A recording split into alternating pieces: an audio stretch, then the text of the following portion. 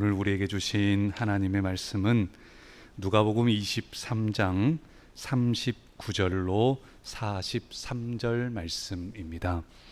누가복음 23장 39절로 43절 말씀입니다. 제가 봉독해 드리겠습니다.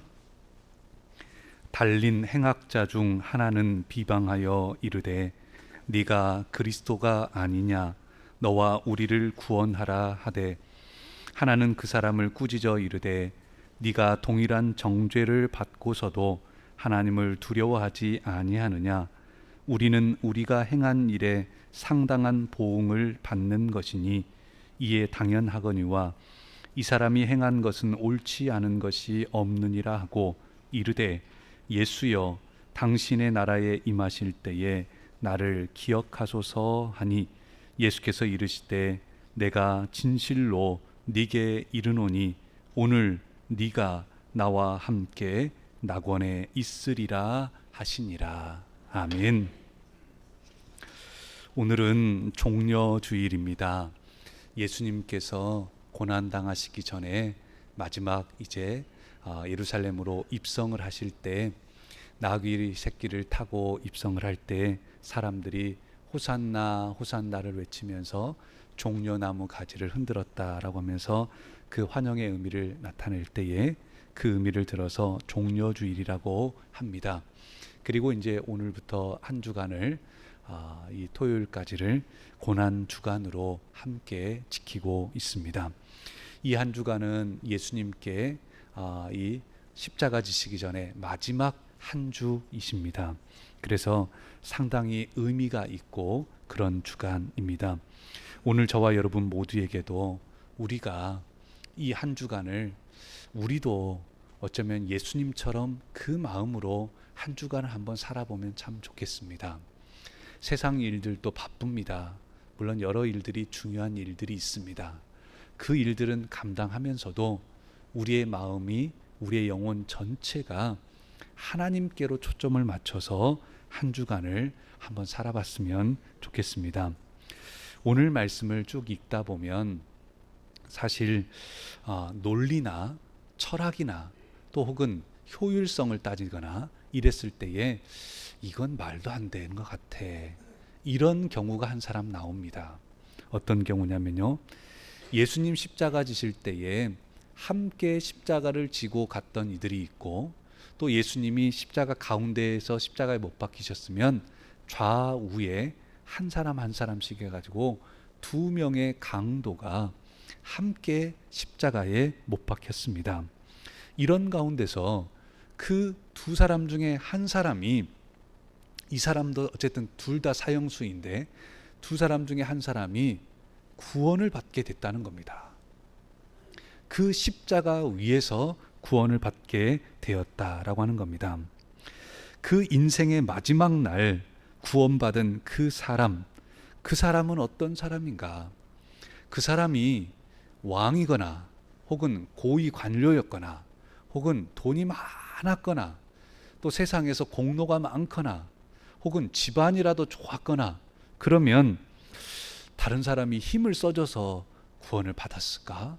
이렇게 생각할 수도 있는데 오늘 말씀에 보면 그 두 강도에 대해서는 아무 말이 없습니다. 별 말이 없습니다. 그냥 두 강도 혹은 행악자 이렇게 표현만 되어 있습니다. 악을 행해가지고 사형에 처해질 만큼 그런 사람이었는데 아니 이 사람이 그 중에 한 사람이 구원을 받게 되었다라고 하는 사실입니다. 당시의 십자가는 죄수를 고문하기도 하고 그 죄수를 사형에 처하게 하는 나무로 만든 형틀이었습니다. 어떤 때는 십자가가 X자인 경우도 있었고요. 또 어떤 때는 십자가가 T자인 경우도 있었고 지금처럼 이렇게 십자 모양인 경우도 있었습니다. 어쨌든 그런 가운데서 그 손과 발이 못에 박히게 되고 그리고 그곳에서 죽게 되는데 십자가형에 처해지게 되어지면 몸의 밑으로 피가 쏠리게 되고 혈액순환이 되지 않으면서 호흡이 빨라지고 심한 고통으로 겪게 됩니다. 근데 이 십자가형이 어려웠던 것이 어떤 거냐면요, 금방 안 죽는다는 겁니다. 그냥 뭐 이렇게 교수형에 처한다든지 혹은 단두대에서 막 칼이 툭 떨어져 가지고 목이 잘린다든지 그러면 금방 죽죠. 그런데 그 십자가에 달려있는 경우들이 이 죄수들이 어떤 경우는 몇 날 며칠을 가는 경우도 있었다는 겁니다. 그러다 보니까 그 매달기 전에, 십자가에 달리기 전에 심한 채찍질을 해서 최대한 빨리 죽게 하고자, 그럼에도 금방 십자가에 못 박히면 뭐 1분 안에 죽고 이게 아니고 상당한 시간이 지나야만 죽었다는 겁니다. 그러니 몸은 너무 고통스러운데 잘 죽지도 않아요. 그러니 십자가에 달려 있었던 사람들이 대부분 어떤 경우였냐면요, 그 고통스러운 시간에 거기 앞에 있는 사람들 혹은 왕을 향해서 또 여러 사람들을 향해서 저주를 퍼붓고 욕을 하고 비방을 하고 그냥 입에 담을 수 없는 욕을 하는 경우들이 많았다는 겁니다. 자기는 너무 고통스러운데 죽지도 않고 있으니 그냥 어차피 죽을 목숨이니까 두려울 사람도 없고 그렇게 해서 막 욕을 했다는 겁니다. 근데 오늘 말씀에 보면 그 강도들이 다른 말씀에서는 두 강도가 처음에는 예수님을 욕하기도 했습니다. 그런데 예수님은 도리어 그들을 용서하시는 거예요. 아니 그러니 그 모습을 본 강도 중에 한 사람이 예수님을 이제 다시 보게 됩니다. 그러면서 예수께서 또한 왕 되심을 알게 되고 메시아 되심을 알게 되는데, 그때 한 사람이 옆에서 예수 그리스도를 막 욕합니다. 예수님한테 당신이 그리스도냐, 당신이 구세주냐, 당신이 메시아냐, 그러면 얼른 우리 좀 구원해라, 그러면서 비방을 하고 욕을 합니다. 그때 그 옆에 있었던 한 강도가, 아니 우리는 어차피 죽을 죄를 지어서 여기 있지만 저 예수님은 지은 죄가 없다, 근데 왜 너는 자꾸 예수님을 비방하냐, 이렇게 말을 하게 되면서, 그러면서 그때에 이 한 죄수가, 사형수가 뭐라고 말을 하게 되냐면요, 우리 따라서 한번 해보겠습니다. 예수여, 당신의 나라에 임하실 때에 나를 기억하소서. 오늘 말씀은 그래서 예수여 나를 기억하소서라고 하는 제목으로 말씀을 나누고자 합니다. 이 사형수는 그 십자가 위에서였지만 그곳에서 놀랍게도요, 그곳에서 예수여 나를 구원하소서. 오늘 저와 여러분들 가운데 우리는 그냥 예수여 나를 구원하소서라고 하면 그냥 예수님만 불렀다라고 생각하기 쉬운데, 예수님의 이름의 뜻이 있었습니다. 예를 들면 우리 한태복 장로님이시다 그러면 태자가 한자로 무슨 태자일까요? 클태자. 복자는요? 복복자. 장로님 맞죠? 예. 한태복 장로님 그러면 한자를 아는 분들은 대부분 장로님 이름에 큰 복이라고 하는 그 이름의 의미인가 보다, 이렇게 우리가 이해하듯이 당시에 예수라고 하는 이름을 갖고 있으면 사람들은 그 뜻을 알았다는 거예요. 그 예수라는 뜻은 어떤 의미였냐면요, 자기 백성을 죄에서 구원할 자라고 하는 그 뜻을 가지고 있었다는 겁니다. 그러니까 이 사형수가 예수여 나를 기억하옵소서라고 하는 그 말에는 자기 백성을 죄에서 구원할 자이시여 당신의 나라에 임하실 때에 제발 나를 좀 기억해 주십시오 라고 하는 그 믿음의 고백이 담겨져 있는 겁니다. 십자가에 달렸다라고 하는 것, 그리고 그들이 예수님과 그 사형수가 그날 죽게 되는데, 죽게 된다라고 할 때에 당신의 나라에 임하실 때에 라고 하는 이 부분들처럼 예수님을 하나님 나라의 왕으로, 또한 그 땅의 메시아로 그 믿음을 가지고 있었던 것입니다. 오늘 이 말씀 가운데 어쩌면 저와 여러분들도 사실 예수님 곁에 달려 있었던 그 십자가에 졌던 그 죄수와도 때로는 비슷할 수도 있어요. 그 죄수는 이름도 나오지 않습니다. 그 죄수의 가문이 어땠다라고는 나오지 않습니다. 키가 컸는지 작은지도 나오지 않습니다. 돈이 많았는지 적었는지도 나오지 않습니다. 그가 어떤 옷을 입었는지도 나오질 않습니다. 그런데 중요한 것은 뭐냐면요, 그가 믿음으로 예수 그리스도를 고백했다는 겁니다. 예수님은 죄가 없다고, 그리고 예수여 자기 백성을 죄에서 구원할 자이시여 당신의 나라에 임하실 때에 왕 되신 주님 제발 나를 좀 기억해 주십시오 라고 믿음으로 고백했다라고 하는 사실입니다. 이것이 다른 한편에 있었던 다른 강도와 차이점입니다. 똑같이 사형수였고 똑같이 강도였고 똑같이 죽는 날에 십자가까지 똑같이 졌는데 예수님 곁에 한 사람은 오른쪽에 한 사람은 왼편에 서게 됐는데 그 중에 한 사람은 구원을 받고 한 사람은 구원을 못 받았다는 겁니다. 왜요? 그의 외형이 아닙니다. 그가 바로 믿음으로 고백했다라고 하는 사실입니다. 군대에서는 줄을 잘 서야 된다라고 말하죠. 그 구원받은 이가 줄 잘 서서 구원을 받았습니까? 아닙니다. 똑같이 한쪽에 있는 사람도 십자가를 지고 예수님을 따랐지만 그곳에서 한 사람은 죽고 한 사람은 영생을 얻게 되어집니다. 오늘 이 말씀 가운데 저와 여러분들이 이 말씀을 기억했으면 합니다. 몸만 함께해서는 아니 됩니다. 예수님과 함께 십자가를 졌습니다. 죄인도 그랬습니다. 예수님과 함께 고통도 당했습니다. 예수님과 함께 십자가에 못 박혔습니다. 예수님과 함께 어쩌면 그곳에서 그 얼마 안 되는 그곳에서 죽었습니다. 그러나 한 사람은 영생을, 한 사람은 영벌을 얻게 됩니다. 왜요? 그가 무슨 옷 입었다고, 그가 얼만큼 잘 산다고 이게 아닙니다. 예수 그리스도를 믿음으로 고백하고 그 주님을 믿느냐 믿지 않느냐가 그 가운데 포함되어져 있는 것입니다. 종려주의를 지내면서 고난주간을 저희가 보내면서 여러분 우리의 삶 속에서 직장생활 아주 중요합니다. 가정생활도 아주 중요합니다. 교회에서 섬기는 부분들도 아주 중요합니다.